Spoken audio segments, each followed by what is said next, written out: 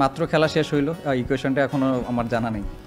আরও একটি বৈশ্বিক টুর্নামেন্ট, আবারও সেই সমীকরণের জন্য ক্যালকুলেটর নিয়ে বসা ভক্তদের। আফগানিস্তানকে হারিয়ে এবার অপেক্ষা শ্রীলঙ্কা আফগান ম্যাচের দিকে চেয়ে থাকার, কেননা সেই ম্যাচের ফলাফলের দিকেই তাকিয়ে থাকতে হবে বাংলাদেশকে দ্বিতীয় রাউন্ডে যেতে হলে। তবে সেই সমীকরণের কথা থাক, কথা বলা যাক আফগান ম্যাচ নিয়েই, কেননা আফগানদের হারিয়ে যে বাংলাদেশ কাটালো দীর্ঘদিনের খরা। কিভাবে, চলুন ব্যাখ্যা করা যাক।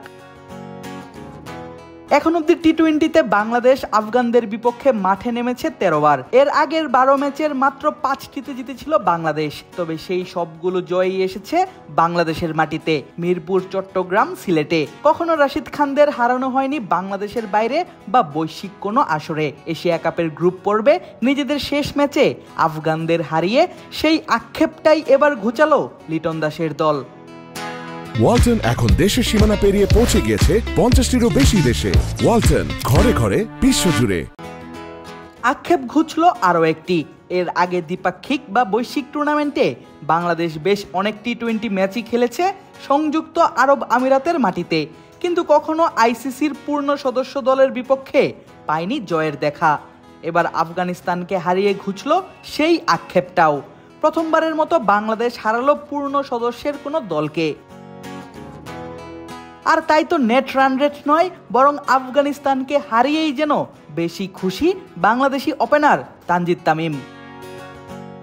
অবশ্যই মাথায় ছিল, মানে সুযোগ ছিল আমাদের, বাট হয়তো বা হইলে আমাদের টিমের জন্য ভালো হইতো, বাট হয় নাই তো কিছু নাই, কারণ আমাদের ম্যাচ এটা জিততে হতো, তো ম্যাচ জিতছি, এটা সব থেকে বড় ব্যাপার। পাশাপাশি করলেন বোলারদের প্রশংসা, কেননা তাদের নিয়ন্ত্রিত বোলিংয়ের কারণেই বাংলাদেশ পেয়েছে ঐতিহাসিক এই জয়। না, অবশ্যই আমাদের বোলিং যেরকম line up, world class bowler, সব অনেক এক্সপিরিয়েন্স টি-20তে। তো আসলে যে স্কোরটা হয়েছে, আমাদের বিশ্বাস ছিল যে আমাদের বোলার এটা ডিফেন্ড করতে পারবে, তো অবশ্যই তাদের credit goes to the bowlers. আলাদা করে বললেন ম্যাচ সেরা খেলোয়াড় নাসুম আহমেদের কথাও।